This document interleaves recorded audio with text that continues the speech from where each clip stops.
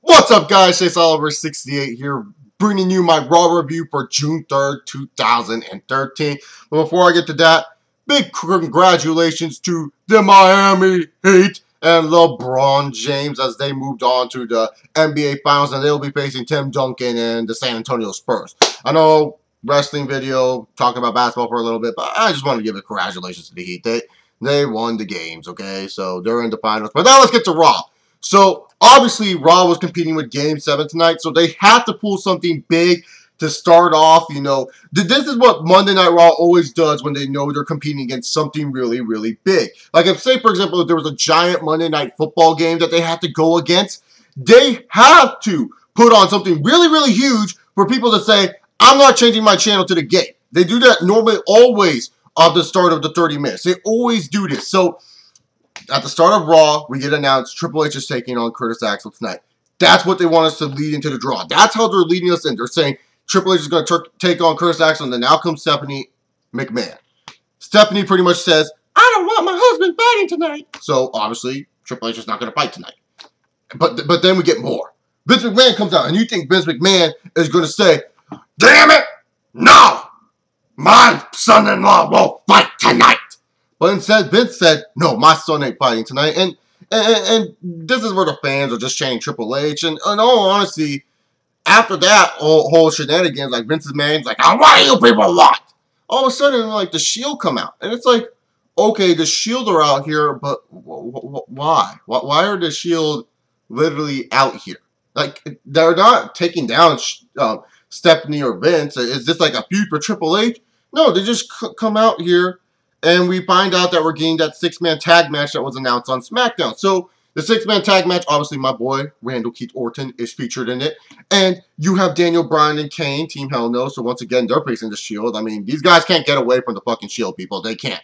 The match itself, pretty good opening match. It was a good way if WWE was trying to compete with the basketball game to make sure people don't change their channels. But the match ended really at the same time the start of the basketball game. So, it kind of hurt itself, and that's pretty much what I got to say there. But we get a little bit more interesting developments out of this. Yes, interesting developments. Daniel Bryan is sick of being called the Wink Link, folks. He doesn't want to be known as the Wink Link, baby.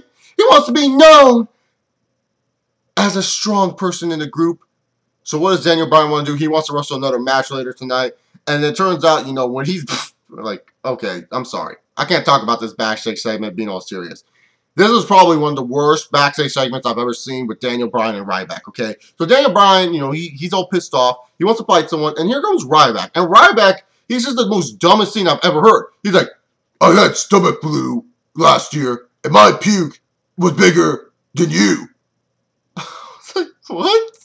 It was just like, okay, why don't you just say, hey, I want a match with you? Why don't you make Daniel Bryan go scream in Ryback's face, I want a match with you in the middle of that damn ring, and have the fans cheer and just have a match right there and make Ryback, you know, kind of like fearful of Daniel Bryan, but not really too fearful. Show some more character development with Ryback. I mean, yeah, we know Ryback rules. That's really his only character development since turning heel. That's all Ryback is since turning heel. He comes out, beats people up, says Ryback rules. That's it. There's nothing really great about it. It's just there's no layers to it. But if you added extra layers showing you know, some sort of fear inside of Ryback, it could have done something good. But yeah, whatever. I'll talk about that match later on because it coexists with another match. But we get on to Triple H arriving to the arena, and he's upset because Vince won't let him wrestle and then Stephanie calls him Paul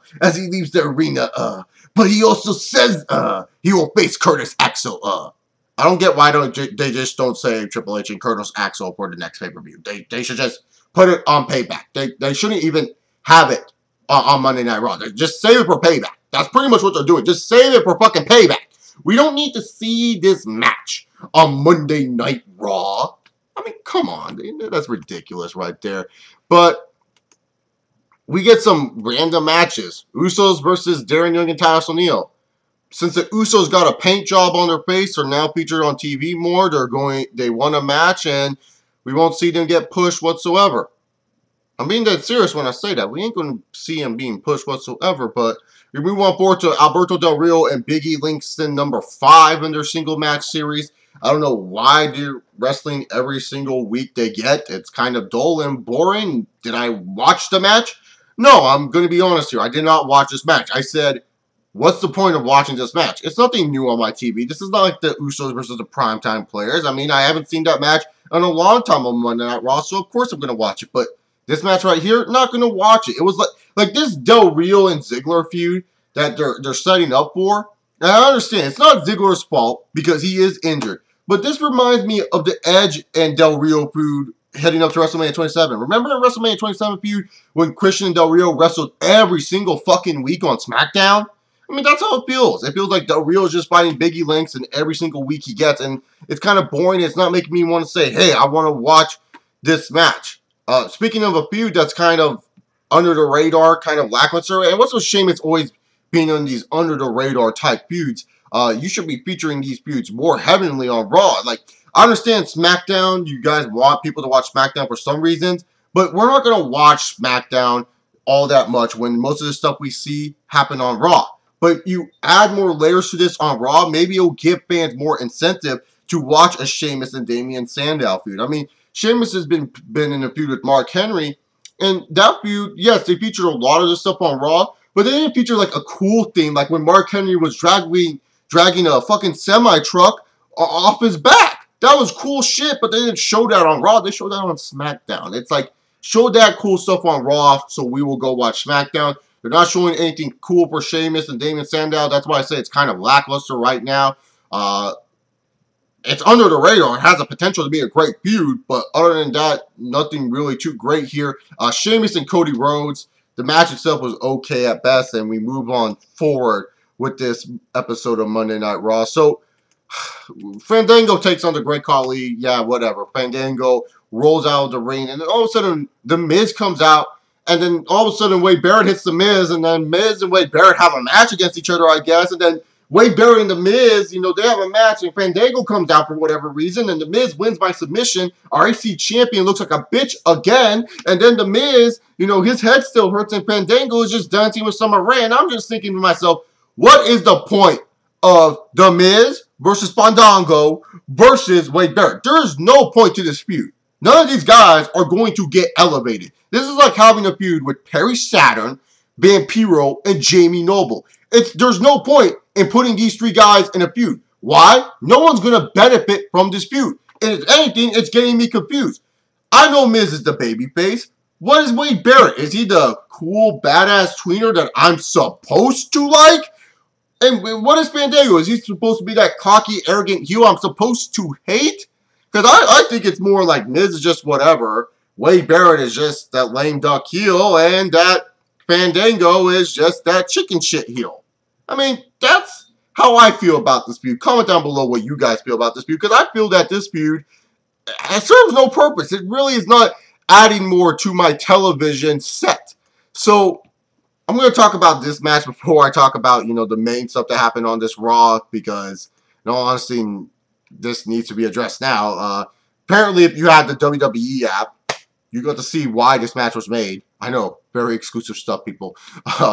The Bella Twins and AJ Lee took on Caitlyn and Cameron and Naomi, but who ends up winning? Well, AJ says, I'm not wrestling this match because this is bullshit. Good call, AJ. I want to wrestle this match either. And Caitlyn, Cameron, and Naomi won the match. Alright, let's move on to the contract signing. So we get Punk versus Jericho contract signing for Payback. And really, to be honest, the promo was pretty funny. I really did enjoy what Chris Jericho and Paul Heyman did here. I thought it was better than the highlight reel last week. I liked it to the most part, but in all honesty, like I said, I hope Punk still no-shows Payback. And at the end of the promo, when Jericho stuffed the contract down Paul Heyman's crotch, I'm pretty sure that's what he meant, that this match is not going to happen. And hopefully that's the case, because like I said, CM Punk being gone longer off TV is good. And it's not good because I miss CM Punk too. Don't get me wrong, guys. I miss CM Punk too. But the thing is, the more we keep him off TV, the more exciting it's going to be when he comes back. I mean, this could be a good idea for WWE to test the thing, to test if CM Punk is really a huge star for the company. Because if Payback pulls off, like, let's just say, what's a solid buy rate for you guys for the WWE? I say a solid buy rate is like 250,000 plus. I think that's a solid buy rate when it comes down to WWE standards. I mean, it's not an amazing buy rate, but it's a solid buy rate at best. If they can pull up over maybe 250,000 and they get over the 300,000 mark, I would say job well done by WWE, because they got 300,000 people to buy this show and ultimately were disappointed. I mean, if you guys really do miss CM Punk that much, buy the pay-per-view. I mean, get serious. And don't give me these lame-ass excuses. Oh, well, Ryback and Cena's the main event. Nah. Y'all telling me you miss CM Punk? Go buy the pay-per-view.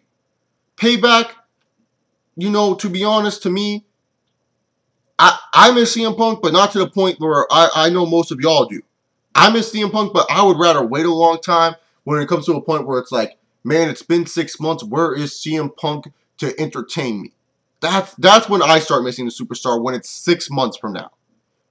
Not when it's like been 6 weeks, almost 2 months, and it's like, man, I miss CM Punk. No, he's just been gone for 6 weeks. I remember what he looks like. I want to see him come back and look totally different. I don't want to see the same CM Punk we've been seeing for like the last 2 years.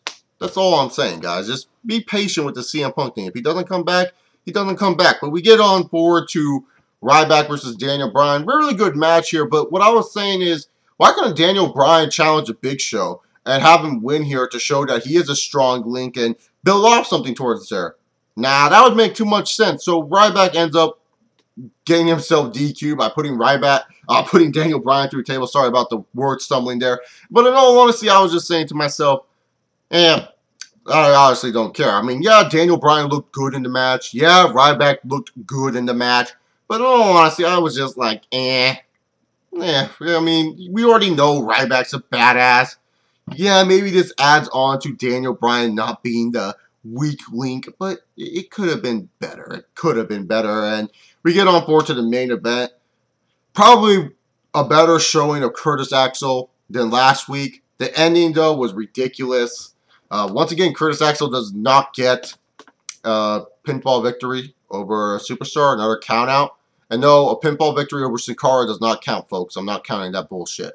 But in all honesty, it's just like Curtis Axel, when you label him as Mr. Perfect Son, when you label this man as Mr. Perfect Son, and you were labeling him as such a big deal, you have to really execute that. You have to really, really put that into our brains and make us see. We can see why he's Mr. Perfect Son. You have to make him dominant without these stipulations, without these run-ins. Because it's hard to believe that. And I understand people are saying he's trying to be different than what he is. But the thing is, WWE has labeled that through our heads time and time and time and time again.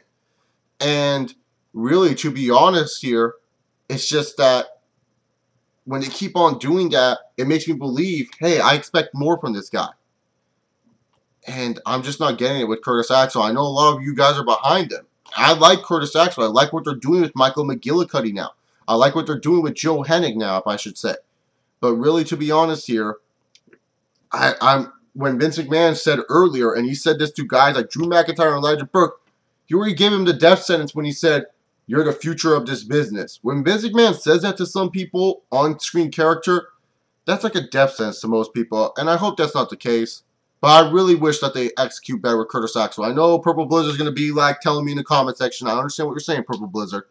I understand they want to show he's hanging with the big boys. But if you're a son of a professional wrestling legend, a man that most old school fans know, a man that's probably getting old school fans to check out his son, Curtis Axel, they expect more from this man. I expect more from this man. Overall, I'm excited for Bray Wyatt to debut. Who is it? I mean, seriously, those segments that they're doing, fucking gold. Fucking terrific. But as we move on forward to next week's Raw, we're going to get Triple H versus Curtis Axel, so that should be exciting. At least we got a match announced ahead of time for Monday Night Raw.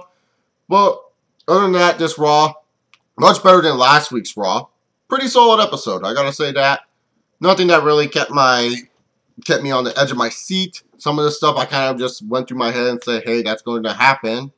And most of the stuff did kind of happen, except the whole Daniel Bryan winning by DQ. I would give this Raw a 4 out of 10. Didn't even make my top 1,000 Raw list. No, I'm just kidding. No more Bret Hart jabs.